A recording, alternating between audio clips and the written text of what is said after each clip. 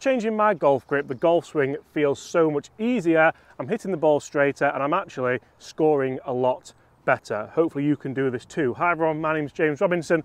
Welcome back to Get Good at Golf. Today we're going to talk about the only point of contact you hopefully have with the golf club, the grip. The grip is vitally important for so many different factors, yet it can be so different for so many different golfers and work perfectly. You see, I often see golfers who have a strong left hand in the grip, and generally they're doing that to battle a bad shot that goes right. Equally, you might see a golfer with a strong right hand in a grip, and again they're doing that to battle a shot that goes left. Now what I'm going to tell you is quite simple but can be really, really effective. Don't change your grip to battle bad shots.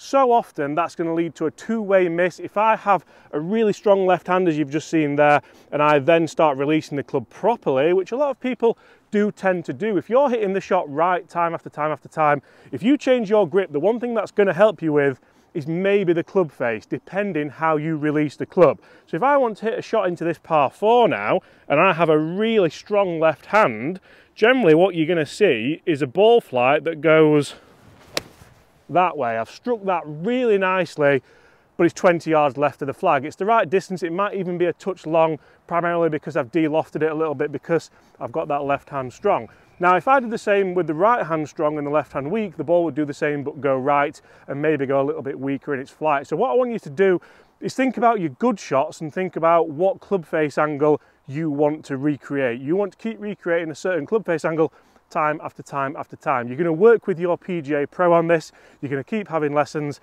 and we're going to try and get you to be more consistent.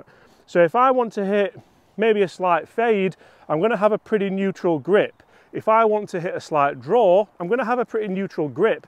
I'm then going to work on my club path to make sure that there's not too much movement on that golf ball. I want that golf ball to go pretty much as straight as possible with a little bit of fade, a little bit of draw either way, and that's generally going to make sure my ball stays a little bit close to the target. So that front to back dispersion, that side to side dispersion, it's all going to stay relatively consistent, and that's how you're going to hit more greens. Aim at the middle of the greens. That's what some of the best golfers in the world will do.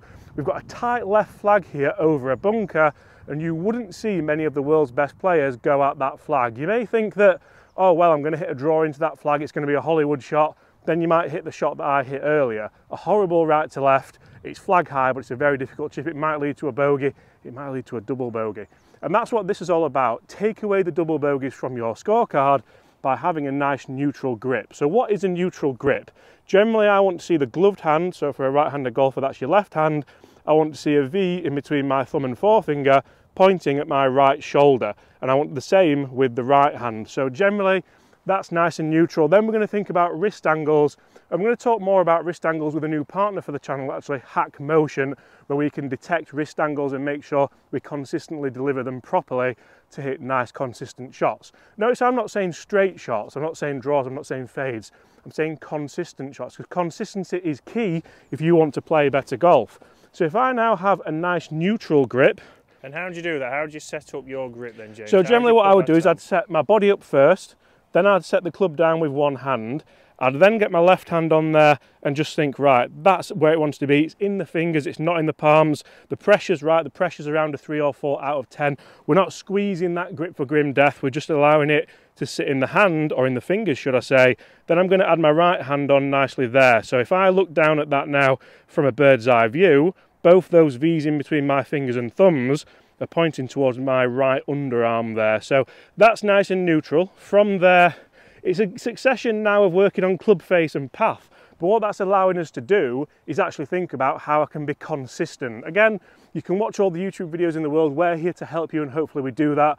But I would always try and seek a little bit of advice. Maybe you can send in videos for Chris to look at for our Subscriber Sunday episodes, so you can get a little bit more one-to-one information. The email is below, so if you want to send your videos in, then do so. We may well feature you on a Subscriber Sunday, but you can't really beat a one-to-one lesson with your local pro. So as soon as I put a nice neutral grip on there, you can see how autonomously that happens, how quickly that happens once you've practiced it a few times. I can then put hopefully a nice neutral swing on this, and you can see that ball, it's actually fading back to that flag. That's a shot I like to play. The divot's pointing ever so slightly left, and that ball is 20 feet between the green side and the flag. So for me, that's a nice handy shot. That's a shot I like to play, and you'll start to see trends with your shots. The last thing you want is a two-way miss, and this is a great way of making sure you don't get it. Guys, thanks for watching. Smash that subscribe button, and we'll see you all at the same time tomorrow.